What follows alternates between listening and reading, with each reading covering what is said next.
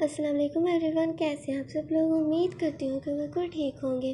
تو آج پھر سے میں لے کر آ چکی ہوں آپ سب کے بہت ہی پیارے سے ناول لمس عاشقی کے بالکل نئے ایپیسوڈ کو لے کر، جسے ہم آج پڑھیں گے۔ تو اب ہم جلدی سے ناول کو پڑھنا شروع کرتے ہیں، لیکن یہاں سے آپ نے کرنا ہے ہمارے چینل کو سبسکرائب اور ویڈیو کو لائک، زیادہ سے زیادہ چینل کو سبسکرائب کریں، جس سے میں آپ کو سرپرائز ایپیسوڈ دے سکوں۔ تو اب ہم پڑھتے ہیں ہمارے آج والے ایپیسوڈ کو، لیکن یہ پورے کا پورا ناول آپ ابھی کے ابھی حاصل کر سکتے ہیں، وہ بھی بے حد آسانی کے ساتھ۔ صنم جو کہ اپنے کمرے میں سوئی ہوئی تھی، کیونکہ میڈیسن کھانے کے بعد خود ہی انسان کو نیند آ جاتی ہے۔ صنم کے ساتھ بھی یہی ہوا۔ ارحم کمرے میں داخل ہوا اور صنم کو یوں سوتے دیکھ اس کے پیچھے موجود 3 لیڈیز اجازت مانگتی کمرے میں داخل ہوئیں۔ ان کے ہاتھ میں بیش قیمتی ہر قسم کے کپڑے موجود تھے، جو کہ شلوار قمیض سے لے کر مہنگی ڈریسز اور جین شرٹ تھیں۔ ارحم نے اپنے بیگم کے لیے ہر قسم کے کپڑوں کو منگوا لیا تھا، تاکہ صنم کو جو بھی پسند ہو وہ پہن لے۔ وہ لیڈیز کپڑوں کو صوفے پر رکھتی وہاں سے چلی گئی۔ ارحم پہلے تو صنم کو جگانے کی خاطر اسے آواز لگانے لگا، تاکہ وہ اٹھ کر اپنے کپڑوں کو دیکھ کر خوش ہو، کیونکہ ہر لڑکی کو کپڑے جوتے بے حد پسند ہوتے ہیں۔ لیکن ارحم کو یہ معلوم ہرگز نہ تھا کہ کیا صنم کی بھی یہی سب چیزیں کمزوری ہیں۔ صنم کے قریب جاتا وہ اسے غور سے دیکھنے لگا۔ کروٹ بدلے صنم، جو کہ گہری نیند میں گم تھی، ارحم کو شک میں ڈالنے لگی کہ کیا واقعی میں صنم سو رہی ہے یا پھر جاگی ہوئی ہے، لیکن سونے کا ناٹک کر رہی ہے۔ زمین پر بیٹھتا وہ قریب ہوئے اس کے چہرے کو غور سے اپنی نظروں کے حصار میں لیے دیکھے جائے، لیکن اس پل واقعی میں صنم سوئی ہوئی تھی۔ اس وجہ سے ارحم کی سانسوں سے آ رہی سگریٹ کی خوشبو کو بھی وہ محسوس کرتی نہ جاگی۔ بے شک ارحم زمین پر اس وجہ سے بیٹھا تھا تاکہ وہ صنم کو اٹھا سکے، اگر وہ پہلے سے ہی جاگی ہوئی ہے تو۔ لیکن اس کے سفید روشن چہرے پر گری کالی اور بھورے رنگ کی زلفیں ارحم کو اپنی جانب قائل کرنے کا باعث بنی۔ وہ بیمار تھی، گہری نیند میں گم، لیکن پھر بھی اس کی خوبصورتی اور قدرتی معصومیت، ارحم کے پتھر دل جس میں اس خوبصورت محبت کے احساس کو صنم نے پیدا کیا تھا، مزید اس کے دل میں جذبات ابھرنے کا باعث بننے لگا۔ اس پر اسے اپنے دل کی دھڑکنوں کی رفتار میں اضافہ محسوس ہوا تھا۔ اس کے اندر اس قسم کا احساس شاید پہلے کبھی محسوس نہ ہوا، جو آج وہ صنم کے قریب بیٹھے اس کی معصومیت کو دیکھ محسوس کر پا رہا تھا۔ دل تھا مانو اس کی نظروں کو ہٹانے کی اجازت ہرگز نہ دے رہا ہو۔ شاید اس پل اس کی دھڑکنوں کی دعا یہی ہو کہ یہ پل یہیں پر ہی تھم جائے اور اس کی محبت اختتام پر پہنچ جائے۔ ارحم آہستہ آہستہ اپنا چہرہ خود بخود صنم کے چہرے کے قریب لے جانے لگا۔ صنم کی سانسوں کو وہ اپنے چہرے پر محسوس کرنا چاہتا تھا۔ اس پر تو وہ اس بات کو بھی بھول چکا تھا کہ یہ دیکھ لے کہ صنم کا بخار اترا ہے کہ نہیں۔ صنم جو انجان تھی اس بات سے کہ وہ شخص جسے وہ ڈرتی ہے، جسے نظریں ملا پانا اس کے لیے ناممکن سا ہے، اس پر وہ اس کے کس قدر قریب اس کی سانسوں کی گرماہٹ اپنے چہرے پر محسوس کرتا خود کو کس قدر پرسکون کرنے میں مصروف ہے۔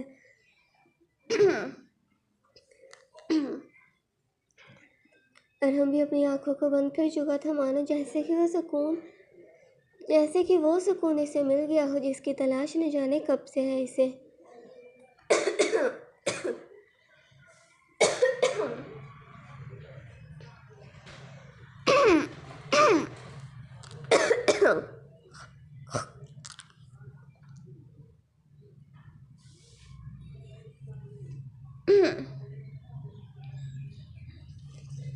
ارحم اور صنم کے درمیان صرف 2 انگلیوں کا ہی فاصلہ موجود تھا، جسے ختم کیا ارحم خود کو مطمئن کر سکتا ہے۔ جو جذبات اپنے اندر محسوس کر رہا ہے، ان سے صنم کا بھی واسطہ کروا سکتا تھا، لیکن آج وہ خود کو روکے ہوئے تھا۔ وہ انسان جسے کبھی بھی اپنی خواہشات کا گلا نہ گھونٹا تھا، جو اس کا دل چاہتا ہمیشہ سے ہی وہی کرتا، لیکن آج وہ صنم کی طبیعت اس کے باعث خراب ہونے کی وجہ سے خود کو روکے ہوئے تھا، اور یہ حرکت ثابت کر رہی تھی کہ واقعی میں صنم کا اثر کچھ تو ہوا ہے ارحم پر، جو وہ خود کو بدل رہا تھا۔ کسی شخص کی سانسیں اپنے چہرے پر پڑتی صنم نیند میں ہونے کے باوجود ایسا احساس محسوس کر گئی کہ کوئی تو اس کے قریب ہے، اتنا جس کے باعث وہ اس کی گرم سانسوں سے اپنا چہرہ جھلستا محسوس کر پا رہی تھی۔ اچانک سے ہڑبڑاتی اپنی آنکھوں کو کھول اٹھنے لگی، لیکن ارحم جو اس قدر اس کے قریب موجود تھے، ان کے درمیان فاصلے کو وہ غلطی سے توڑتی ارحم کے ہونٹوں کے ساتھ اپنے لبوں کا ٹکراؤ کر گئی۔ پہلی مرتبہ اپنی غلطی کے بعد صنم نے ارحم کو کس کر دیا، جس کی وجہ سے وہ خوف سے اپنی آنکھوں کو بڑا بڑا کر گئی۔ ارحم کو مانو صنم کی غلطی سے بھی کی گئی حرکت سے کتنا سکون پہنچا ہو، جتنا وہ حیران تھی اتنا ہی خوش بھی، جو کہ وہ کب سے کرنا چاہتا تھا صنم نے خود ہی کر دیا۔ فوراً سے وہ ارحم سے دور ہٹتی، سیدھے طریقے سے بیٹھتی، وہ اپنے بالوں کی زلفوں کو کان کے پیچھے کرتی، دل ہی دل میں گھبرائے جائے کہ آخر کیا کہے وہ ارحم سے۔ ارحم بھی زمین سے اٹھتا صنم کی طرف دیکھنے لگا۔ تم کیسی ہو؟ میرا مطلب کہ بخار کم ہوا؟ پہلی مرتبہ ارحم بھی صنم کی غلطی سے کی گئی حرکت کو دہرانا رہا تھا، شاید اس وجہ سے کہ کہیں وہ شرمندہ نہ ہو۔ وہ فی الحال اسے کسی بھی قسم کی ٹینشن ہرگز نہ دینا چاہتا تھا۔ صنم خاموش تھی، جسے دیکھ کر ارحم خود اپنا ایک گھٹنا بیڈ پر رکھے صنم کے قریب ہوتے اس کی پیشانی پر ہاتھ رکھ کے چیک کرنے لگا۔ صنم ارحم کی جانب دیکھے، سوری، وہ مجھے پتہ نہیں تھا آپ میرے پاس بیٹھے ہو، قسم سے میں نے جان بوجھ کر وہ حرکت ہرگز نہ کی۔ ارحم سے وہ خود ہی معافی مانگنے لگی تھی۔ ارحم کا اچھا رویہ ہونے کے باعث وہ خود ریلیکس فیل کرنے لگی، اس وجہ سے اب کی مرتبہ بھی وہ ارحم سے معافی مانگنے لگی۔ اس میں غلطی کی کیا بات ہے؟ ویسے بھی کس تم نے اپنے شوہر کو ہی کیا، تم تو یہ خواہ مخواہ گلٹ فیل کرنا بند کرو۔ بخار ختم لگ رہا ہے، لیکن پھر بھی میڈیسن تو کھانی ہی پڑے گی۔ اپنی بات کو کہہ ارحم واپس سے بستر سے کھڑا ہونے لگا، لیکن صنم میڈیسن ایک مرتبہ پھر سے کھانے کی بات کو سنتی ارحم کی شرٹ کو کھینچے، ارحم جی پلیز میڈیسن مجھے نہیں کھانی، میں بالکل ٹھیک ہوں، دیکھیے بالکل تندرست ہو چکی ہوں، آخری مرتبہ ہی کھانی ہے، پہلی اپنی جان دیکھو کتنی دبلی پتلی ہو، بخار ہونے کے بعد تو بالکل ہی شکل پہ 12 بج چکے ہیں، لوگ کیا سوچیں گے کہ ارحم کرانا کہ اپنی بیوی کو کچھ کھانے کے لیے نہیں دیتا۔ تمہارے لیے میں کچھ کھانے کو منگواتا ہوں، لیکن اس سے پہلے یہ خالی پیٹ لینے والی گولی کو کھاؤ۔ ارحم جو کہ نارمل طریقے سے بات کر رہا تھا، لیکن ہمیشہ کی طرح اس کا لہجہ ڈانٹنے جیسا تھا۔ صنم کسی چھوٹی بچی کے مانند نچلے ہونٹ کو تھوڑا سا باہر کی طرف نکالتی ارحم کی طرف دیکھنے لگی، کیونکہ وہ جانتی تھی اس کے لاکھ منع کرنے کے بعد بھی کرنا تو اسے وہی پڑے گا جو ارحم اس سے کہہ رہا ہے۔ بیڈ پر بیٹھے وہ اس پیلے رنگ کی گولی کو نکالے صنم کی جانب کرتا، یہ لو اور فوراً سے پہلے کھاؤ۔ گولی کا سائز ہی صنم کو ڈرانے کا باعث بنا۔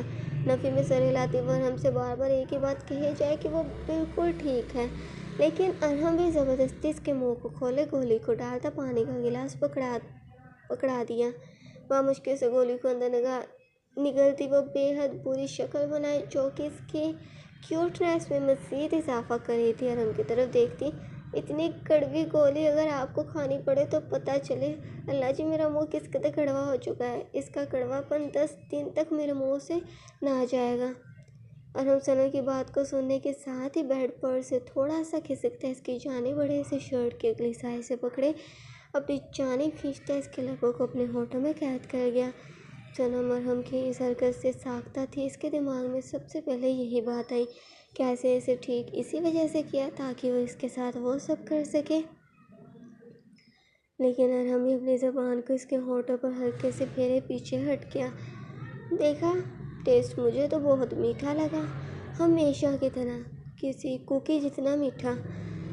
تم نے مجھے کس کیا تو اب میں نے اس گولی کا ٹیسٹ چیک کرنے کے لیے تمہیں چوما، ارحم بڑے ہی نارمل طریقے سے بتا گیا۔ صنم اپنے ہاتھوں سے اپنے ہونٹوں کو صاف کرتی، ایسے تھوڑی پتہ چلتا ہے کہ مت اس کڑوی گولی کو کھانے والے کو ہی معلوم ہوتا ہے کہ کون سی اذیت ہے یہ۔ شکر ادا کرو کہ تمہیں اس سب چیزوں کو کھانا مجبوری نہیں ہے، کیونکہ ایسے بہت سے لوگ موجود ہیں جن کی ان ادویات کو کھائے بغیر زندہ رہ پانا بے حد مشکل ہے، جنہیں جان لیوا تکلیف سے بچنے کی خاطر نہ جانے کتنی ہی کڑوی گولیوں کو کھانا پڑتا ہے۔ پہلی مرتبہ ارحم نے اس قسم کی بات کہی، جسے سن صنم افسردہ سی ہوتی نظریں جھکا گئی، لیکن یہ بات اسے بے حد عجیب لگی، جیسے کہ ارحم نے یہ سب دیکھا ہو، کیونکہ ان کے الفاظات میں عجیب قسم کا درد تھا جو وہ دیکھنا تو ہرگز نہ چاہتی تھی، لیکن صنم محسوس ضرور کر گئی تھی۔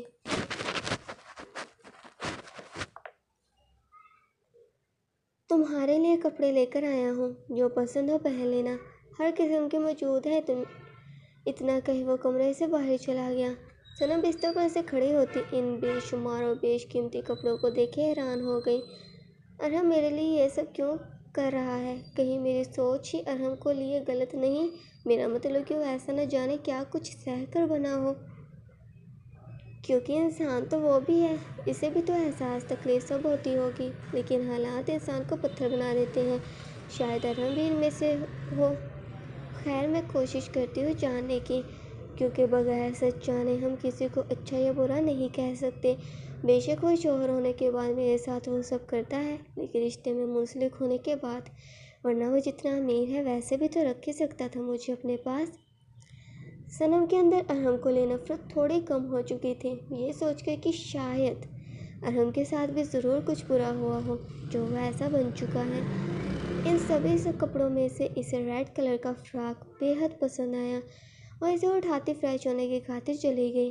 وہ آج کافی خوش تھی، نہ جانے کیوں، لیکن پہلی مرتبہ اس گھر میں اور ارحم کے اپنی زندگی میں آنے کے بعد اتنا پرسکون ہوئی تھی۔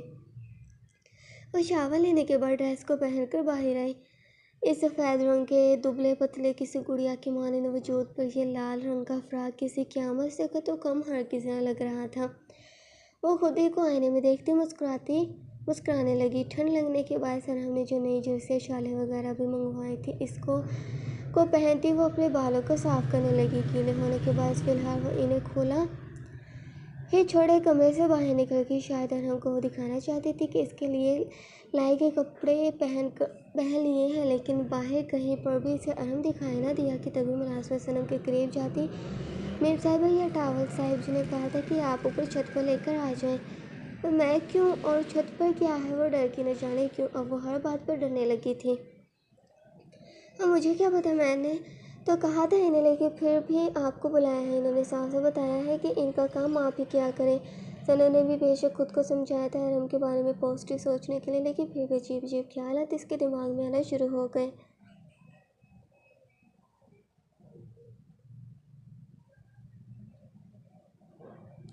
فائقہ میری بات تو سنو۔ ماس فائقہ کو اکیلے دیکھ اس کے پیچھے جاتے اس سے مخاطب ہوا۔ Who are you? میں انجان اور ہر ارے گرے شخص سے بات نہیں کرتی، اپنے ایٹیٹیوڈ کو دکھائے وہ غصہ کرتی جانے لگی، لیکن ماس کا اس کا ایسا رویہ بے حد برا لگا جس کے باعث اسے بازو سے پکڑے دیوار کے سائے لگاتا۔ اب کیا تمہارے لیے میں غیر ہو گیا؟ مت بولو کہ ابھی بھی ہم دونوں میاں بیوی کے رشتے میں منسلک ہیں اور تم چاہ کر بھی اسے جھٹلا نہیں سکتی۔ ماس جو کہ پہلی مرتبہ فائقہ کو ان دونوں کے درمیان کا رشتہ بتا رہا تھا۔ اوہ ریئلی؟ تو یاد آ گئی تمہیں کہ ہم دونوں کے درمیان کیا رشتہ ہے؟ تو اب کیا سوری کرنا چاہتے ہو مجھے؟ وہ بھی سیریس وے سے پوچھنے لگی۔ لیکن مسٹر، مجھے نہ ہی تمہاری اب سوری چاہیے اور نہ ہی مجھے تم سے بات کرنی ہے۔ اب چھوڑو مجھے، ورنہ میں چلا کر سب کو اکٹھا کر لوں گی اور تم میرے ساتھ زبردستی کرنے کی کوشش کر رہے ہو۔ واٹ؟ تم جیسے سر پہ لڑکی ہو، کیا کوئی بات سمجھ نہیں آتی؟ میں صرف اتنا کہنا چاہتا ہوں کہ تم واپس آ جاؤ گھر۔ مانتا ہوں کہ تمہارے ساتھ میں نے کچھ زیادہ ہی برا بہیو کیا، اس وجہ سے مجھے گلٹ ہے۔ ماس بھی اصلی بات سے فائقہ کو آگاہ کر دیا، لیکن اب بہت دیر ہو چکی ہے کیونکہ میرے ڈیڈ تمہاری وجہ سے ہرٹ ہوئے ہیں۔ ان سے باغی ہوئے تم سے شادی کی میں نے بغیر اطلاع دے، جبکہ سب کچھ ہے وہ میرے لیے، لیکن اب سے بھی ابتری تمہیں دی میں نے، اور اب جب تم نے ان کے سامنے میری اور ان کی انسلٹ کی بہت دکھ ہوا۔ اور ان سے بڑھ کر تب انہیں تکلیف ہوئی جب ان کی بیٹی گھر آ کر بیٹھ گئی۔ جانتے بھی ہو کہ اپنے ڈیڈ سے نظریں نہیں ملا پا رہی صرف اسے تمہاری وجہ سے، اور تم کیا وہ سب ٹھیک ہو کر سکتے ہو؟ تم فائقہ بھی غصے میں اپنا دکھ ماس کو بیان کرنے لگی کہ کیا کچھ اسے بھی سہنا پڑا ہے۔ رہو تم بھی اس گلٹ میں کہ کس قدر دل دکھایا ہے تم نے اپنی بات کو کہیں۔ وہ ماس کے ہاتھ کو پیچھے کرتے وہاں سے جانے لگی بغیر ماس کی جانب دیکھے۔ یار یہ کیا چاہتی ہے؟ ماس پریشان ہو چکا تھا۔ اسے برا لگنے کے ساتھ ساتھ فائقہ کے دکھ کی تکلیف بھی ہو رہی تھی کہ وہ اسے اتنی محبت کرتی تھی، لیکن بدلے میں اس نے اس کے ساتھ کیا کیا۔ تو آج کے لیے اتنا ہی۔ چینل کو سبسکرائب کریں سرپرائز ایپیسوڈ کے لیے، اور ساتھ ہی ویڈیو کو لائک کرنا بھی مت بھولیے گا۔ اور یہ پورا کا پورا ناول آپ حاصل کر سکتے ہیں، وہ بھی بے حد آسانی کے ساتھ۔